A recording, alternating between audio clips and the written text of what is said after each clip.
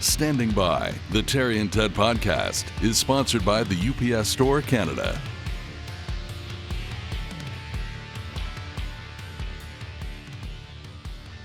It's season 5 of the Standing By podcast, and it's time for another episode. I think Ted, that's Ted Bird. I'm Terry DeMonte. Terry and Ted, Standing By podcast. Already said that. Off to a bad start. Let's keep going, though. There's no turning back keep now. Pushing on. Yeah. Ted is here with a blouse on, so I've been thrown off. That's true. Hey, I didn't wear a T-shirt today. I wore a blouse. Yes, you had a Facebook posting earlier this morning as we record this, where someone accused you of wearing a mohair sweater on Alan's Hill and Bay Durfee. Yeah, because I posted a Facebook Live video of me blouse-free getting my exercise in on Alan's Hill. Do you want to tell the tit story before we get started? I suppose we could, yeah. Like, I only showed from, you could basically only see from my shoulders up, and I said, I'm not showing any more than that because my son Sam FaceTimed me yesterday, and I was sitting on the gallery with my blouse off, and Sam laughed out loud, and I said, what's so funny? And he said, your tits. That's my boy. Yeah, my 23-year-old gym rat son laughing at my 64-year-old body. You know what? You're going to look just like me. I was going to say his day will come. Yeah. We have a guest in the studio that we don't want to keep waiting, but before we continue, as we always love to say, we can't do this without the dog barking down the hallway. We can't do this podcast without the support of our sponsors. You know, now that I'm on the other end of the country, there's a little bit of expense involved. We're not doing this for the money. Ted and I love to hang out. I miss the microphone, but we get some nice support from people who believed in us for a very, very long time, for many years. And we want to start by thanking our title sponsor, the UPS Store Canada. Ted and I were just in front of one on the West Island earlier this morning to record a little video for the podcast. It's one of over 370 locations around the country. And the UPS Store, when you see the UPS logo, you think of the brown trucks and the packages they ship, but the UPS stores are so much more. First of all, they're all independently owned, so there's an entrepreneur in that store just like yourself. So if you need help running a business, whether it's shipping, printing services, packaging services, if you need another mailbox for your business, they do that. Passport and ID photos. If you have to shred documents, I won't ask any questions. They can handle that for you too.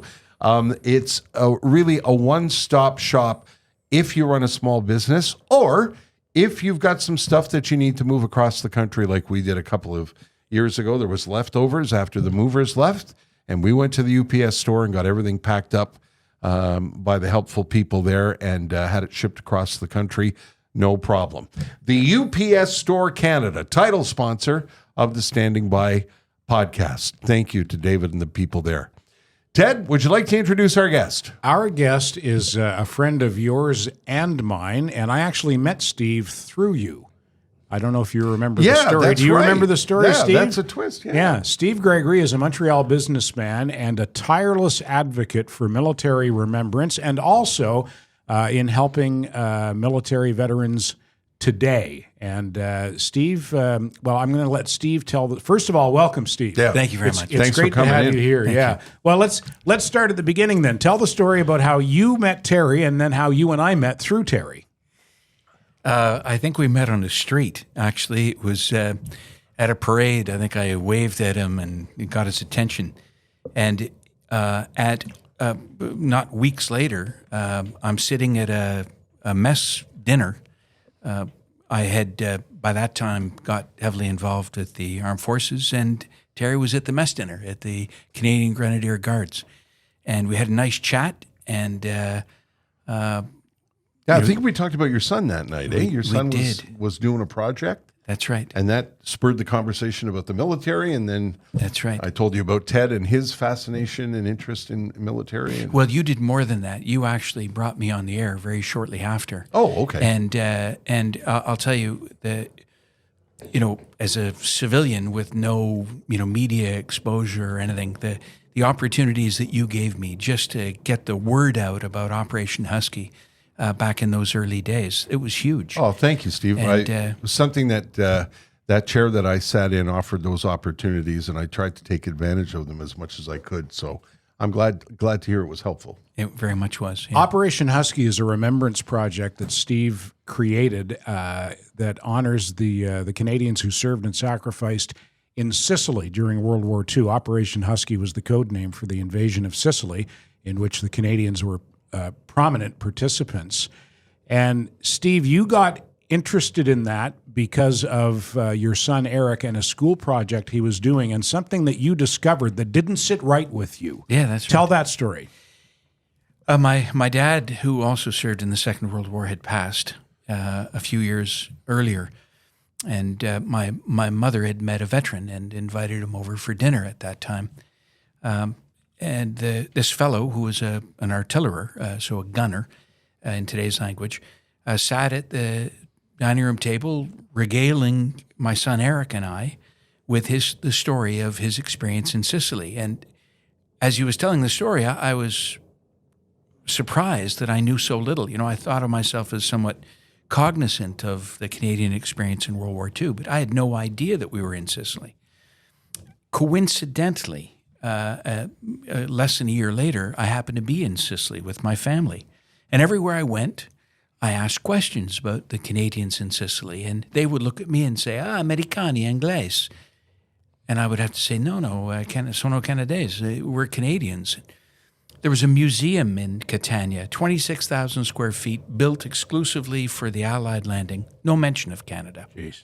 In the cemetery that I visited later that day, it was August 1st, and 4 people had visited the cemetery that year.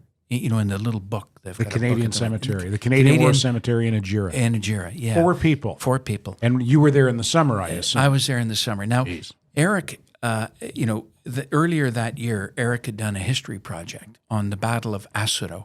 So I went to the cemetery with the specific intention of paying my respects to a few of the people that Eric had done his history project on. By the way, Eric did... He won a national history competition. Wow. Yeah. And, for that project? For that project, nice. Yeah. It was a big deal. A big deal. He didn't make the school newspaper, but it was a big deal at the time. Big deal at the time. I was quite proud. Anyway, he wasn't with me at the cemetery. I was alone at the cemetery. And as I was leaving the cemetery, it was a beautiful day. I had nowhere to go. Everyone else had gone off to something else. And so there was just me, a blue sky, and a barking dog.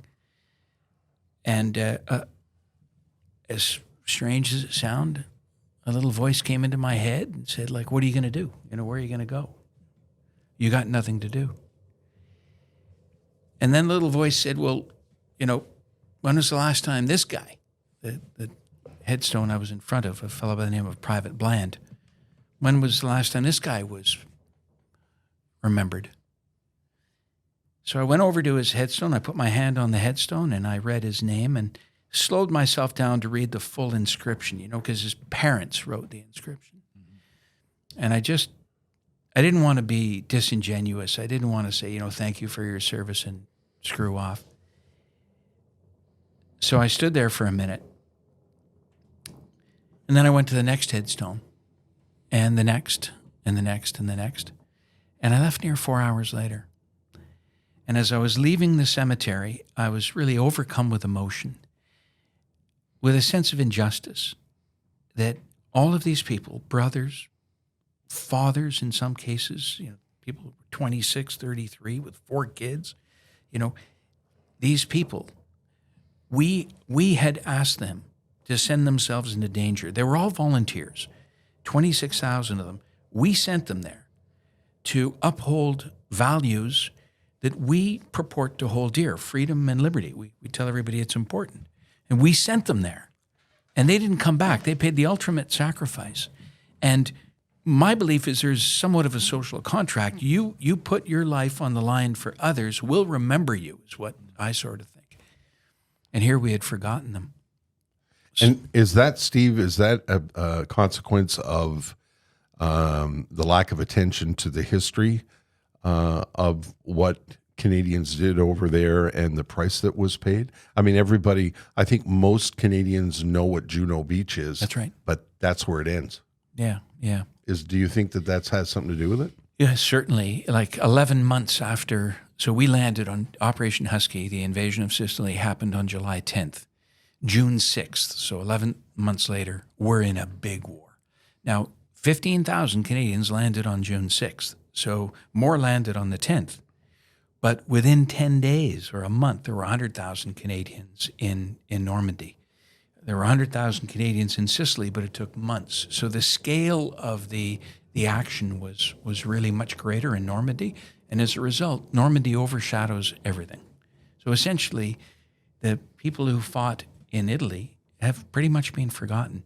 For instance, in Veterans Affairs, in their strategic plan for the next 10 years, there's no commemoration in Italy. How is that possible? In Sicily or Italy? Because a lot of Canadians fought and died on the Italian Almost mainland 100,000. after the Battle of Sicily. Almost 100,000. Including my great uncle, who I'm named after. There you go. He was lost in. You have a personal connection to the Italian story. Yeah, he died New Year's Eve, 1943. Yeah. Outside Ortona, Italy. And I've showed you the picture of me and my yeah, boy standing at his grave Yeah. at the Morrow River Cemetery. I think I've showed you Yes, that yes, picture too, yeah, Steve. yeah. But those guys get some marginal attention in remembrance. But the Sicily, the guys in Sicily just seem to have been completely swept under the rug. What's happening in government that they've left this off the file? Man, I can't answer that. I know they've got to be busy doing other things. I mean, I don't know. I don't know. I just don't know. Do you think it's got anything to do with no more living connection to it? Like most of those veterans are gone now. You know, there's still guys our age who remember them as we were growing up. But your own father, I didn't know your dad served. I don't think you ever told me that. Where did he serve? Oh, was that right? Yeah, in the Air Force. Yeah. You know, I don't know. I have a deep concern about commemorations and our current move to write off the past. It just seems like the past isn't very important these days, and it seems like what's happening today is most important. Well, the past is important, but they pick their spots. Yeah. You know, what we did that was right and decent and good and heroic isn't as important as what we did that is perceived as being wrong. We have to atone for what we did wrong. All Canada's wrongdoings in the past. That seems to be what we focus on now. And that's fine, but let's look at the whole thing. If we're going to look at history, let's look at all of history. And isn't it important? Isn't it the responsibility of the generations who come after to make sure these guys aren't forgotten? I believe it is, and so I can tell you that in my journey, I've been completely unsuccessful in convincing anyone in education to pick up anything that looks like, the history of the Canadians in Sicily. So I dropped it. In 2018, I realized, after 5 years of trying, it wasn't going to work. What did your efforts consist of, Steve? Like, what was your approach? We built lesson plans. We, sent, and who would you take them to? High schools, school boards, individual teachers, and I don't think a single one of them got taken up, despite the fact that they were really, I think, really well done. But I did hit on, I think, the best possible angle after a lot of failures. In 2018, so we went back to Sicily again after 2013. So 2013, we walked the 325 kilometers. That was the 70th anniversary. The 75th, we go back, a smaller group, but we do the same thing. And it dawns on me, what I wasn't doing was I wasn't explaining to our youth why these men fought in the first place, why they died. And so I go back to those values, peace and liberty. So we need to remember that these men went to a foreign country that was horribly oppressed under the yoke of fascism and Nazism. They were starving at the time. Now, we were invaders, but we were received in many of those towns as liberators because we brought food, desperately needed food. So these men witnessed firsthand the impact that they would have through their sacrifice, the impact that they had, both negative, they saw civilian casualties, but they also saw a rebirth of this state. So it's been my endeavor over the course of the last few years, through the creation of the International Forum for Peace, Security, and Prosperity, to explore the impact of our military, the value that our military brings to our society in maintaining peace. What is our role in peacemaking and peacekeeping and the sustainment of peace? And now schools are opening up. So I have a chance to bridge the concept of peace with the reason why people would fight and die for it. Sorry, Terry. Go.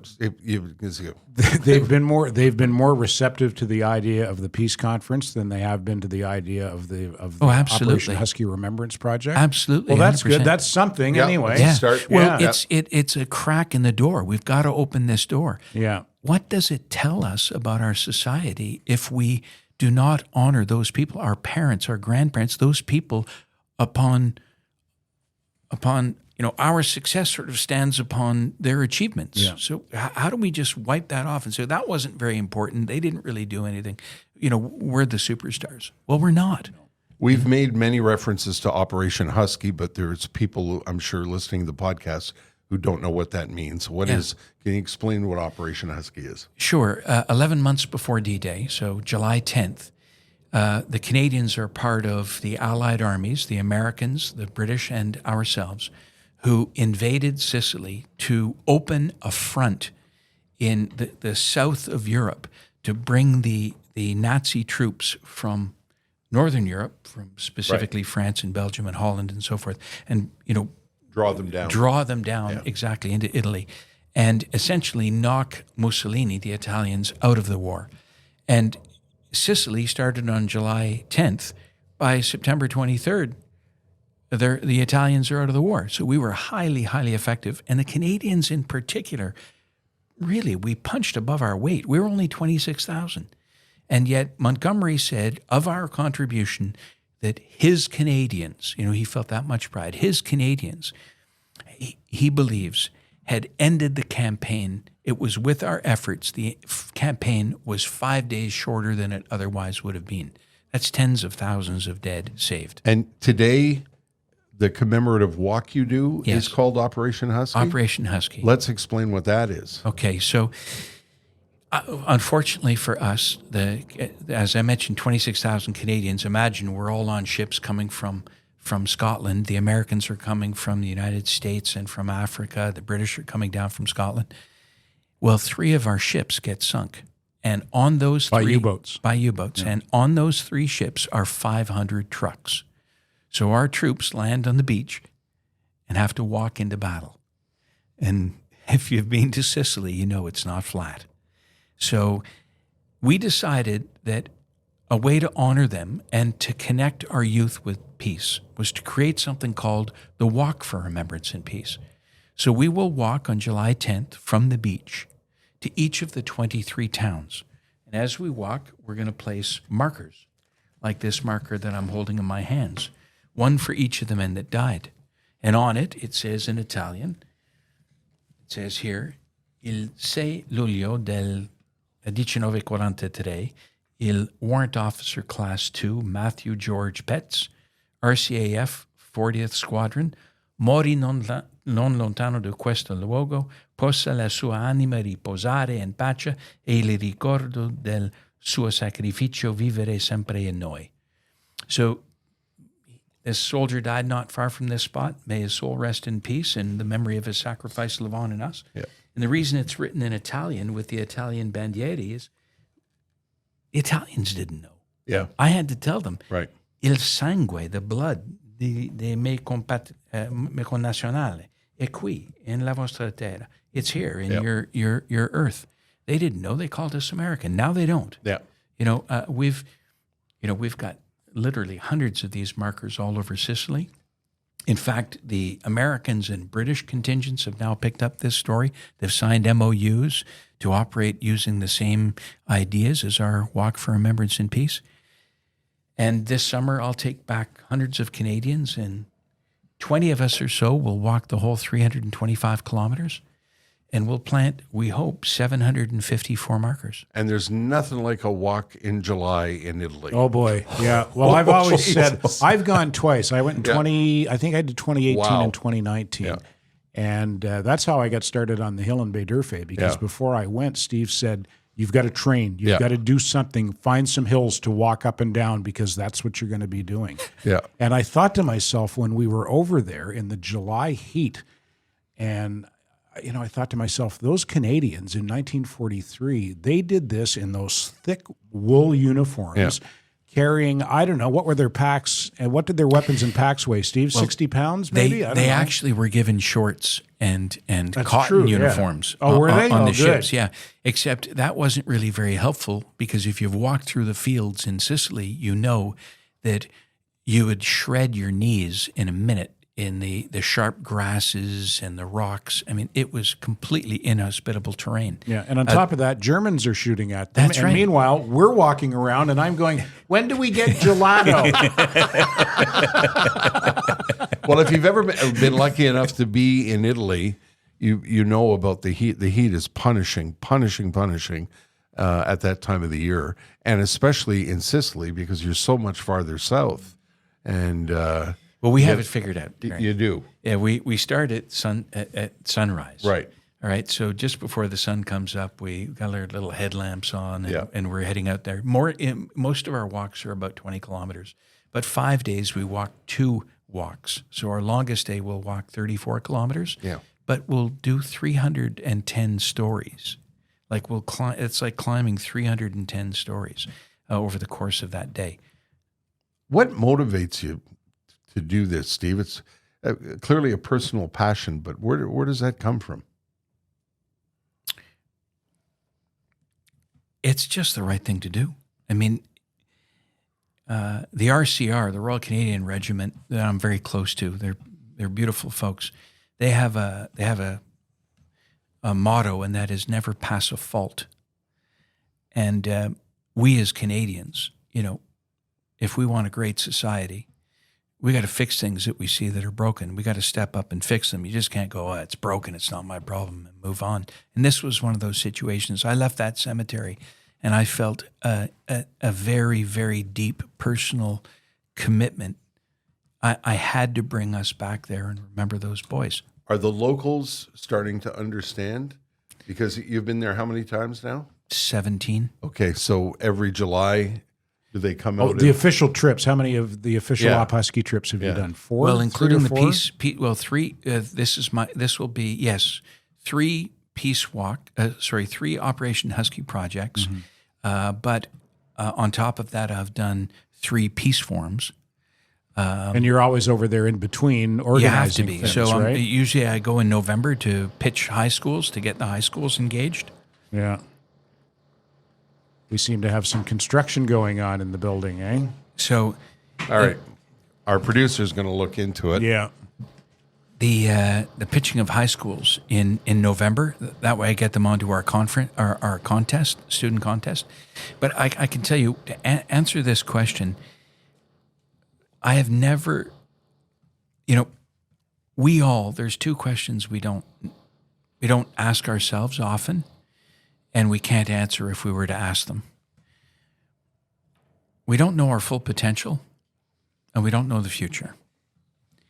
So when I looked at this project, the project was stupidly daunting. I didn't have any network. I had never organized any fundraising. I certainly had never walked 320 kilometers. I didn't speak Italian. I didn't know, it was daunting. And I had friends that said, "You're crazy." But they didn't know my potential, and they didn't know the future. So the gift that this project has given me is, well, if a little pimple on a donkey's ass, being me, can move this ball forward with the help of hundreds of volunteers. This year we'll have 65 volunteers, people committing time and resources and money. Ted's a volunteer. We can do anything. One person can make a big difference. Have you moved the needle there? Because my understanding from the stories that Ted told me was you were welcomed with open arms now. People recognize there's the Canadians making this trek, and you seem to be educating the locals about the not just the battle and the sacrifice, but the commemoration, the annual commemoration. We're definitely on the map. The president of Sicily at a conference, unfortunately, Americans and British guests were in the audience when he said this, but there's got to be 150 people in the room, and he calls us out and he says, we'd just like to thank the Canadians for liberating Sicily. And the silence did you do one in of the these? room. The guy from England was just apoplectic. He just Well, almost how went many into cry. commemoration marches has he done? Yeah. None. He's Yeah. done that. Yeah. No. But they're really. I got to tell you, the Americans and British are really stepping up, and they've got their own things on the go. And again, it's just citizens. The beauty of this project is it's just citizens. That's it. And part of me, I'm sorry that Veterans Affairs isn't stepping up, and I wish Global Affairs would answer my emails, and but I've got a lot of MPs who have given me flags. So I know that sounds like silly, but I got 10,000 flags over there. I was going to ask you, Steve, have you spoken to your local MP about getting some attention at those ministries? Well, I'm in touch with a senator, Okay. and a senator is working hard to get their attention. The senator at A senator in here, the Canadian Senate, Yep. Tony Lafreda. Fredo, yeah. And Tony is a wonderful, a very active Yeah, senator, is he wonderful ever? guy. Yeah. And he's connecting me. He's doing his best, but he's somewhat surprised as Yeah. well. And recently Canada had a little bit of a rift with Italy. A policy difference, and so that's kind of made them a little less receptive to Right. the media. But I'm convinced that we'll be able to draw them back to the values that have create such a strong bond between our countries. I want to talk a little bit. We're going to just take a moment here to thank a couple of sponsors, and when we finish that, I want you to let people know how they can get involved, because you can get involved. And are you going again this year, Ted? I can't go You this can't year, go this year. unfortunately. Yeah. No, but I consider myself fortunate that Yeah. I've been able to go twice. Twice, yeah. But I'm going to help with the social media, because Steve and his team are going to feed me content from there, and I know the lay of the land, Right. so I won't be flying blind. I'll know what I'm talking about when I post the material. Let's take a moment to say thanks to our friends at Matelas Bonheur. As we've said all throughout the podcast and all the different seasons, we love to deal with family businesses. We love to deal with family, locally owned businesses that have been serving the community for a long time. And Matelas Bonheur is one of those businesses that started with a small store on Gouin Boulevard in Sainte Geneviève.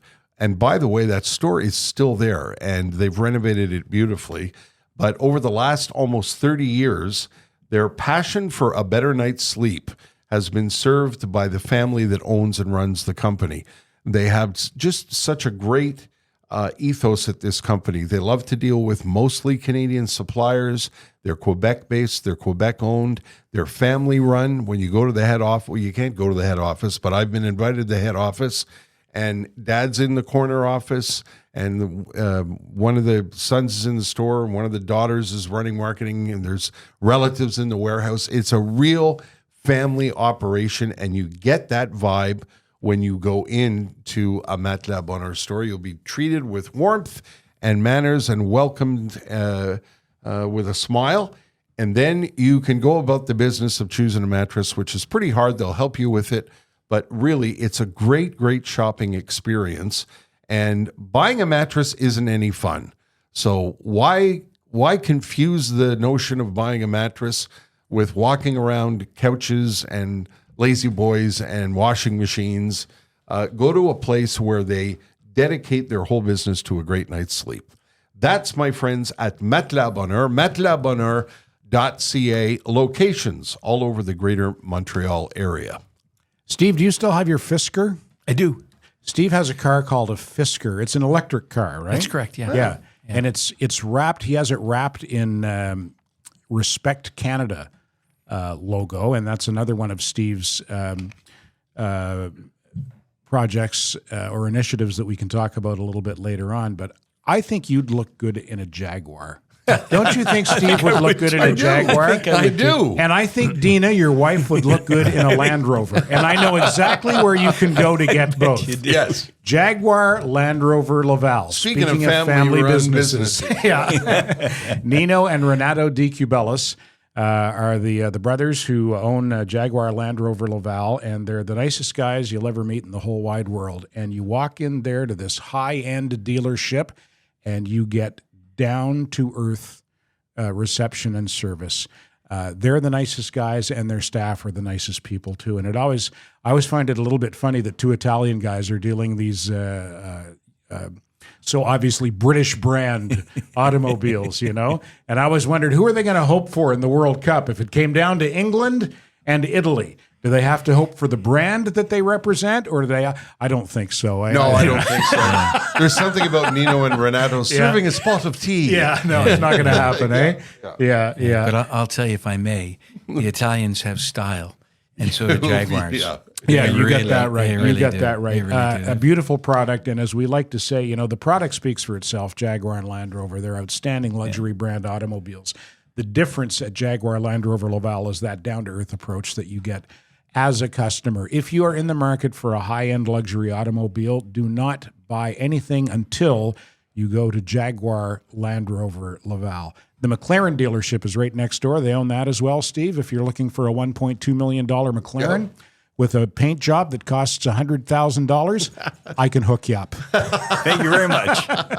JaguarLaval.com and LandRoverLaval.com. So, Steve, let's talk about how if somebody's listening to this and is moved by your passion for commemorating the service and sacrifice that happened over there, how can people get involved? Can they make a donation? Can they volunteer to come on the walk? What can people do who are interested in this? So, first of all, the walk is open to anyone who wants to Anybody come. who wants to go.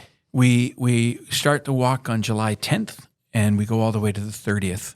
And people can come for a day. They can come, and they don't even have to walk. They can just come to the commemorative ceremonies.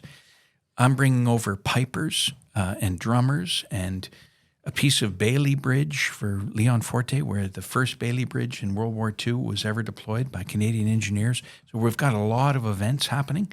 Anybody can come and join us. A Bailey Bridge? A piece of Bailey Bridge. Yeah, but for people who don't know what a Bailey Bridge is. A piece of Bailey Bridge. A Bailey Bridge is like a Meccano set. Right. If you remember Meccano sets from our youth. I don't know if they have many more, but when you need a bridge in a hurry. In a hurry, when you got to throw it together in battle. Yeah, exactly. Yeah. They did that within the 6 hours. They had built a bridge and pushed it across a ravine, and they actually saved the 3rd Brigade, the Princess Patricia's Light Infantry, the Loyal Edmonton Regiment, and the Seaforth Highlanders were stuck in a town called Leon Forte. The first house-to-house fighting in Europe happened in Leon Forte. Anyway, the Three Rivers tanks get to cross this bridge, and we've actually got a piece of it and brought it back to Sicily and are putting it in the town square as a monument. Wow! Yeah, in Leon Forte. In Leon Forte. It's spectacular. So the moral of the story is anybody can join. They can join. It's free. Getting there, of course, they pay their own way, but they fly into Rome and they can fly to Catania inexpensively. Or they can join us on a tour. We have a little civilian tour. It's I think it's 8 or 9 days, $2,800, not including airfare, so it's very cheap. Yep. And they're going to see more than just commemorations in Sicily. They'll see all the big things. Now, do you walk on that? And does that include hotels and stuff? The $28.95, that includes hotels and things. Oh no, it's insane. It's really good. It wasn't meant to make any money. No, it's just meant to get people out. If they come and they want to walk with us and stay for any period, they're welcome to do that. The cost is about $100, $120 a day, but we're running out of space real quick. Really, eh? Yeah. Now they can, if they can't come, they can join us in a different way. These markers that I have, we ask for sponsorship. So to sponsor one of these is $150. You can give us less. You can give $25, $10, every single cent. There's no administration cost. Every cent. First of all, you get a taxable receipt for anything over $20. But I can tell you that every single penny, because we're all volunteers, goes to pay for the pipers, because we had to bring the pipers in, and they're not free. And these monuments and plaques and wreaths, we've got 53 ceremonies in 20 days. So they can sponsor one of these plaques on CanadaHelps.org. We can put the link up if we sure we will do that. Well, you can go to Operation Husky on Facebook or well, I'll just say Facebook for now because we're just getting our Twitter page rejigged. But you can see multiple posts with the link to where you can go to sponsor the marker, and you can choose a specific soldier to honor. That's right. If you would like, and I know that people are choosing relatives or friends or just someone they know specifically. That's right. And or you can just honor the whole group just by sponsoring a marker. That's right. And I know from experience from knowing you, Steve, that when you say there's no administration charges, that's because head office is your house, right? You're looking after most of this. Hey? Yeah. How much time does it take? There's not enough time for Steve. I don't think for everything you do. I don't know how you run a business on top of everything else you do, because Operation Husky is just one of many initiatives that Steve has pioneered and runs. Are you one of those guys that sleeps 3 hours a night and then does everything else the other 21 hours? Listen, first of all, I've been, wickedly blessed with a family that's supportive, and I don't do anything alone. Mm-hmm. So, I could name John Hannon, who's my right hand, who is absolutely tireless. He and I have an 8 o'clock call every morning. Bob Werbisky, who's made all of the maple leaves. Vincent Ballure, who sponsored the Italian flags. Benoit Dion, who's carving. We bought the machine to make these plaques because I've got to stretch every nickel, like every nickel. We're reusing everything. People are sending us old Christmas wreaths. We're reusing them. Wow. You got to. We're operating on a shoestring, and I'm kind of proud of that. I was just going to say, Steve, one of the things I love. If you're not watching on YouTube, you can't see what we're referring to, so I'll describe it. It's a plain piece of wood that stands about, what was that, 4 feet long, maybe? 4.5, yeah. 4.5 feet long. And on it is the plaque with the Italian, everything is in Italian to honor the dead soldier and his family and his squadron, the Italian flag, and at the top is the Canadian maple leaf. And what I love about this is it's so simple and humble, which is what I think of when I think of Canadian servicemen. Yeah. It's not flashy, it's not fancy, it's a simple and beautifully done commemoration. Terry, I have to tell you the Italians have noticed this. Before we start our march on July 10th, a week before, the main church in Pekino will have a mass said for the civilian victims paid by Canadians. When we arrive at the town, before we go anywhere, we go to the civilian cemetery. Quietly, with no cameras, no fanfare, we place a wreath at the civilian cemetery. We'll have a padre there. Then we go and honor our dead. Mm-hmm. We've never said, "Hey, look, we're your liberators." We've always said that our soldiers would have been of two minds. They would have been devastated, witnessing the tragedy of loss of civilians. They saw horrible things, but they would have been happy that ultimately their sacrifice paved the way for a fully functioning civilian democracy, a prosperous democracy at that. So we didn't come there saying, "Hey, we're your liberators." We're coming there in peace as brothers, saying, "Let's remember all of our dead, and remember the price of peace." That's really what this is all about. This is the price of peace. When things go wrong, and our world is getting very complicated, when things go wrong, I'm telling you, there's no fairness. There's only brutality and darkness and evil in war. When the Canadians landed, the first enemy troops they encountered were Italian troops. That's correct, yeah. And until the Italians surrendered, there was combat between Canadians and Italians. And clearly, as is evidenced by your project, and I've seen it myself being there, there's reconciliation. Absolutely. Has there ever been any thought given or any attempt made at inviting a German delegation to participate in Operation Husky commemorations? Because that's who the Canadians fought the bulk of their battles against in Sicily. Yeah.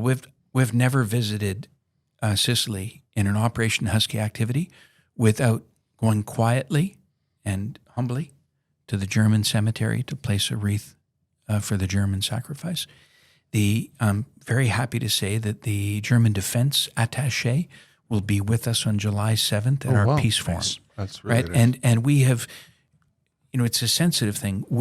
I've reached out to them over years, dozens of times, and the Germans have an incredible. They've got more foundations than any other country that I know of investing in peace. Like they really put money into peace. But when it comes to remembrance, we haven't yet got them to cross that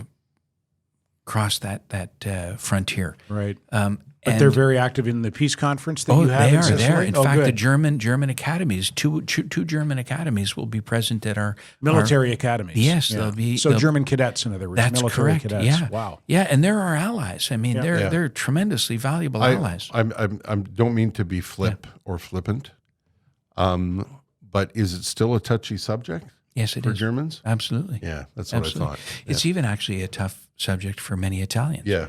Because there is well, first of all, I believe the government currently in place in Italy leans right, but nowhere near as right as some media would profess.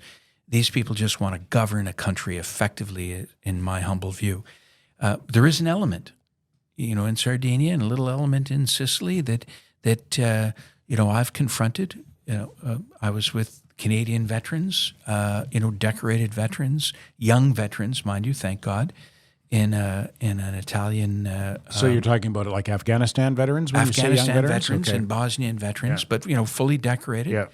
Yeah. Where there was clearly some anxiety that was being caused by, one of the patrons in the bar who was saying, what are these people doing here? They invaded our country and they're our enemy. But that is such a tiny little sliver of their society. It's not even worth. How many Canadian veterans of Sicily were you able to take in 2013 on the original trip? And if someone was 20 years old in 1943, in 2013, they were 90. I know of at least one that you took. Was there more? There were two, eh? Yeah, Bob Wigmore was the Hastings and Prince Edward Regiment veteran who had scaled Asuro and who met my son, who was there in 2013. Eric was there in 2013, met him and gave him instructions before he scaled Asuro and gave him a hug at the top of the mountain.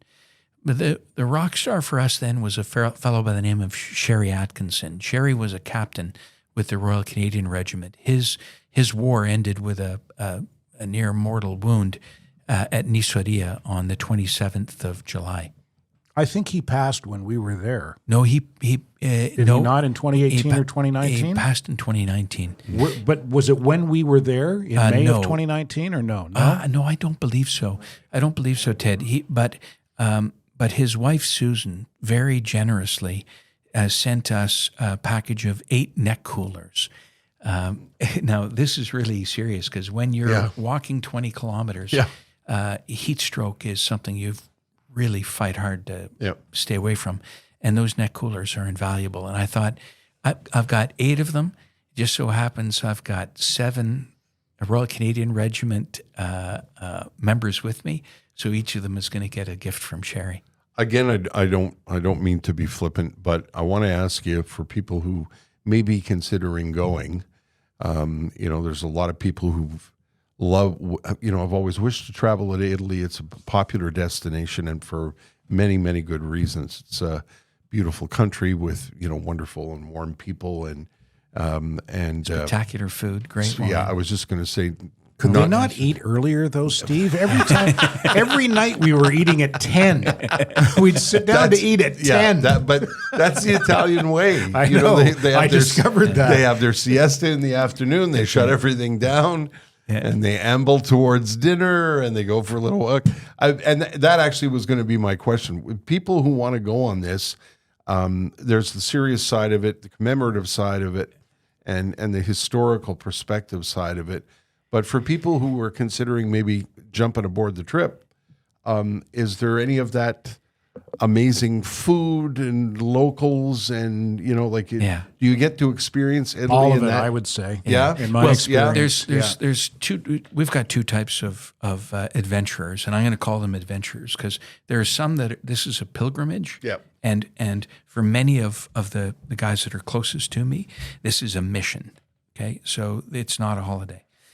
But there are some people who are coming on our tour. We have a civilian tour, and that civilian tour is 8 days, and you're going to see the best of Agrigento. You're going to see the Roman ruins at Piazza Armerina.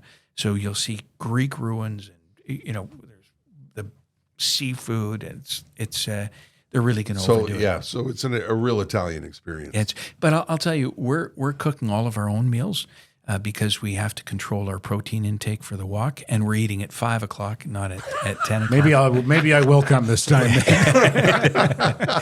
But I can tell you, anybody that's interested, they just need to call me, and if they want to come for 2 days or 5 or a week, they want to do a civilian tour. They don't want to be with us, sweating in the hot sun. No troubles. I would say that you're going to have the Italian experience and then some because Steve is so plugged in over there. You're going to go places and meet people that you would not otherwise, just as a tourist going on your own. It's just it's an amazing thing. Is Sicily? Oh, I know the answer is no. What's different between Sicily and Italy? Like, is there any of the Italian experience that you will miss in Sicily, and what would you miss on mainland Italy that you would get in Sicily? Is that a fair question? Well, you certainly you're not going to see the Colosseum. So Rome and Venice and Firenze and Siena, they're spectacular sites on their own. Pisa. Genoa, Milan, Venice, all of these Italian landmarks. But in terms of lifestyle and the people and culture, is it the same? Very, very, very much the same. Okay. It's more rural. Mm-hmm. Yeah. And in the month that we're going, July, it will just be golden. Yeah. So there's a beach is always an hour away. Yeah. All right. So you're close to the Ionic, the Adriatic. Not the Adriatic, but the Mediterranean Sea. Like it's just spectacular. You will see more Greek architecture. You'll see much of Sicily had suffered pretty serious earthquakes, so you'll see spectacular Baroque architecture in little towns like Noto and Avola that you would not see anywhere else. And one of the other differences too, as you move north south in the country, is dialect. So if you speak Italian, and I don't, but my father noticed it when I brought my family over there years ago. My father was from the south, and the dialect in the south, when you move north, he had a harder time understanding the dialect in the north because it's almost like a different language. And the reason I'm talking about that is not because everybody speaks Italian, but I know. It sounds to me like you're starting to speak Italian, and I wonder if you notice that, Steve. See. Okay. I've seen him in action over there. Steve can carry on a conversation with the best of them. Yeah, I've got sentences where people will compliment me on my Italian, but the truth is I just smash words together. Right. So it's pretty terrible. But I can tell you that when Sicilians speak to me in Sicilian, they know I don't understand a thing. All right. Now, because, if they wanted to be unkind, they would just look at each other and start speaking Sicilian. Yeah. And all I can pick up is that guy isn't friendly. Yeah. When you say Sicilian, is it just Italian but with a much different dialect? It's its own language. It's got a hint of Arabic. Is it Quebec French versus France French, or even more? I think it's even thicker. Much thicker. Different words, different meanings. Yeah. Let's take a moment to say thanks to a couple of our supporters here, Ted, and I want to start, because we've talked about them so much this week, because your car blowed up real good. Oh, boy. Our good friends at the Merson, who unfortunately cannot help you with this disaster. They cannot. No, the Bavarian Money Pit has ceased to be, Steve. I'm afraid. Yeah. Maybe it's for the best. Though. I think it is. I think it is. Yeah. So I was actually talking to Merson today, and I've got my eye on a replacement vehicle, but I have to get it inspected because it's not a new car. So I've made an appointment with the Mersons to go down and have a pre-purchase inspection. And the great thing about the Mersons, we talk about how trustworthy they are. And boy, oh boy, if you're getting a pre-owned vehicle inspected for purchase, you want to have somebody who, A, knows what they're talking about, and B, who's going to tell you the truth, the whole truth, and nothing but the truth. So I have no qualms whatsoever about having that pre-inspection done by the Mersons. And if they say, looks good, I'll make Buddy an offer. And if they say, no. You took a vehicle there once and got the unvarnished truth. Yeah. Did I ever? Yeah. They said, I forget exactly how Celso worded it, but it was something about that girl's been around the block more than once. Yeah. So, yeah, the Mersons are, again, it's the family-owned business thing, and it's honesty and integrity and decency, and it's just the kind of people that you want to do business with and you want to be friends with. And we're lucky enough that we're business associates and friends with the Mersons. Good people who do good work, and they've been in the business, and a tough business, for 3 generations. You can trust them. MersonAuto.com, Saint Jacques, just west of Cavendish, 514-487-5545. Val will probably answer. Tell her I said hi. I spoke to her today. She said, how you doing? And I said, it's been surprisingly disaster-free so far today. But it's early. Yeah, exactly. Yeah, the day is young. That's what I was going to say. You actually, when you call this business, a person answers the phone. Yeah. Another rarity these days. Yeah. Our thanks to the Mersons for their support, and our thanks to the gang at Vozwin. We went for lunch with Sean. Because he called us and said, I'm interested in being part of the podcast. And I said, I'm not so sure we can help you. Ted and I are a couple of knuckleheads who don't know anything about anything when it comes to mechanics or, engineering or anything that has anything to do with science. And when we found out that Vozwin is a company that will help you with your idea and flesh out that idea and help you get it to market. Take an idea, as I like to say, from your head into your hands. That's what Vozwin does. And I said, are you sure? Are you sure we can help you with that? And apparently we can. We can, yeah. He's been getting calls from people with invention and innovation ideas that have an engineering component that they're not sure how to approach. And so they've called Sean and said, yeah, we heard Terry and Ted talking about you in the podcast, and we think that maybe you can help us out. You might know Sean. Sean Smith, Steve, he has a military connection.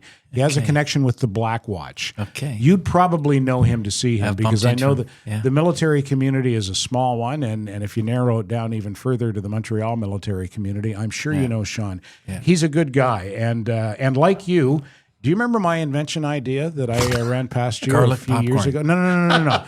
Don't say what it is because I'm still going to do it. Okay. And I'm going to become a multimillionaire. I've run it by 3 people. I've run it by Steve. Yeah.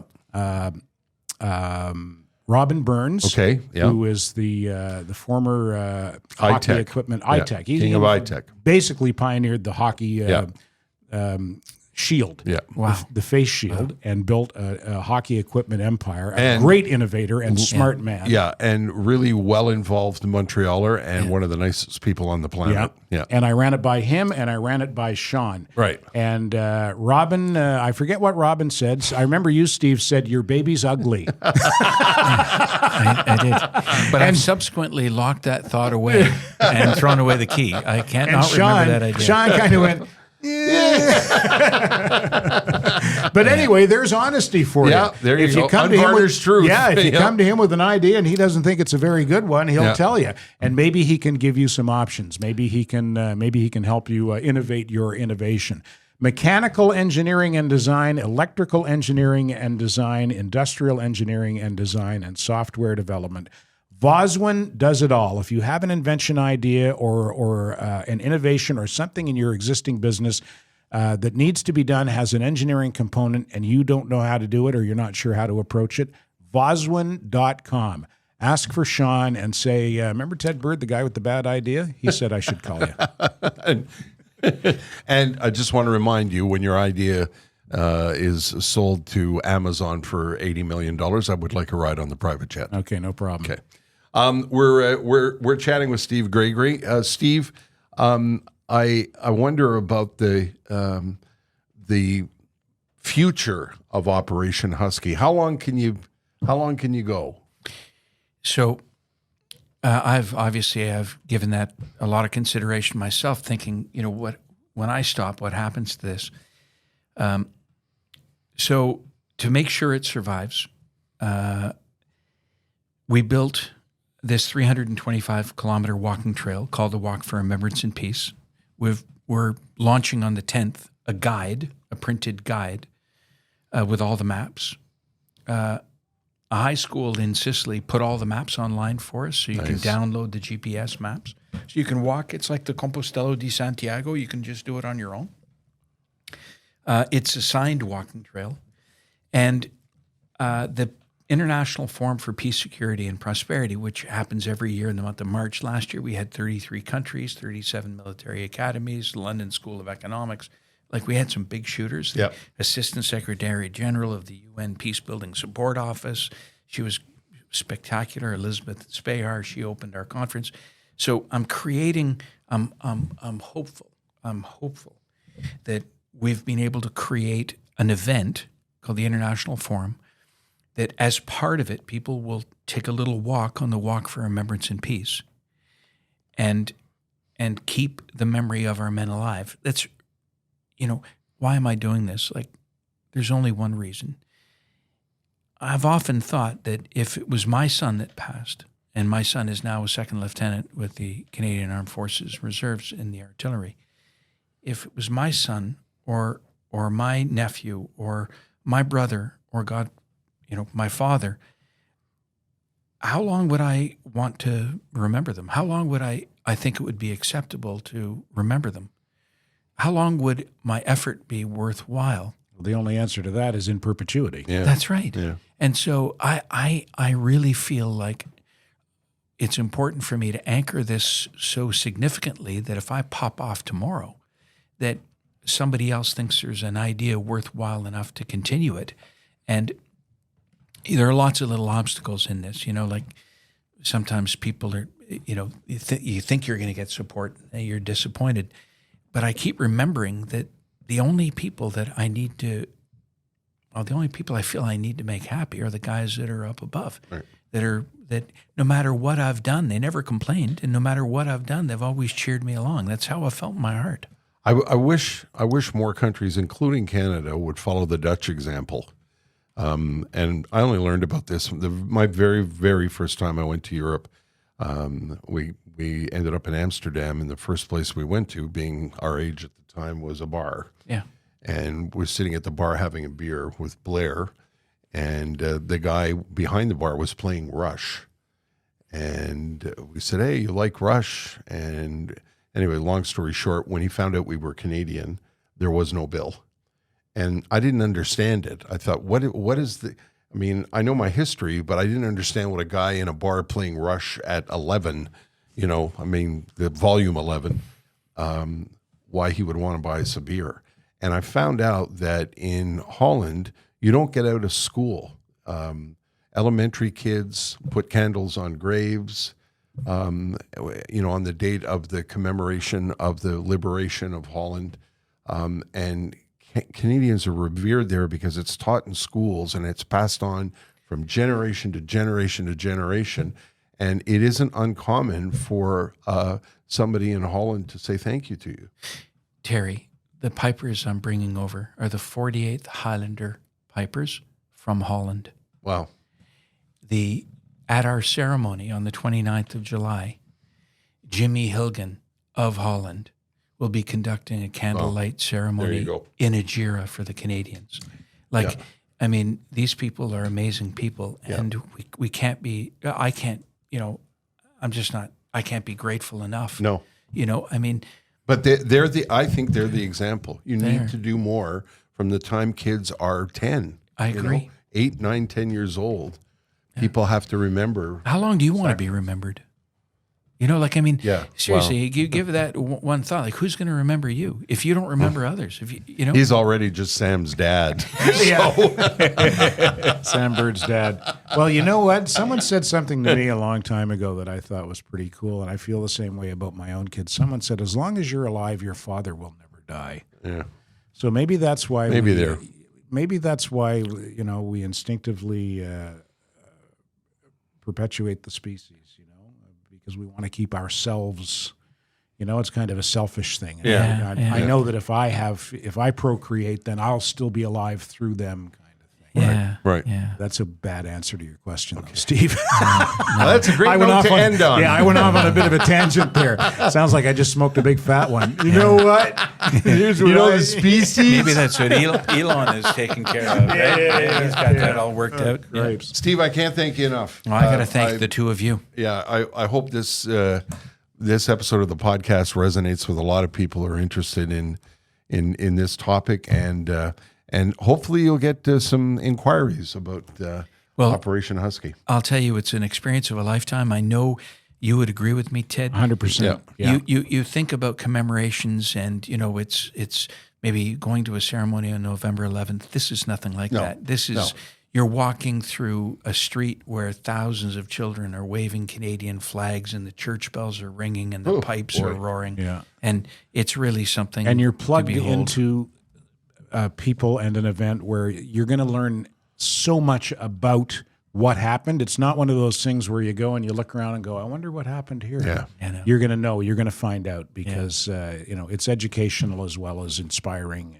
and all the rest of it. Our thanks to Steve Gregory. The links will be up with this episode of the podcast where you can look further into the Operation Husky. Thank you very much. 2023. There you go.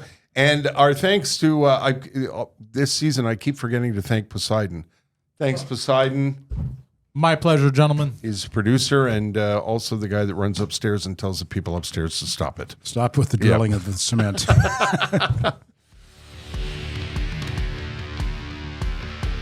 Standing by, the Terry and Ted podcast has been brought to you by the UPS Store Canada, delivering more for small businesses in Canada.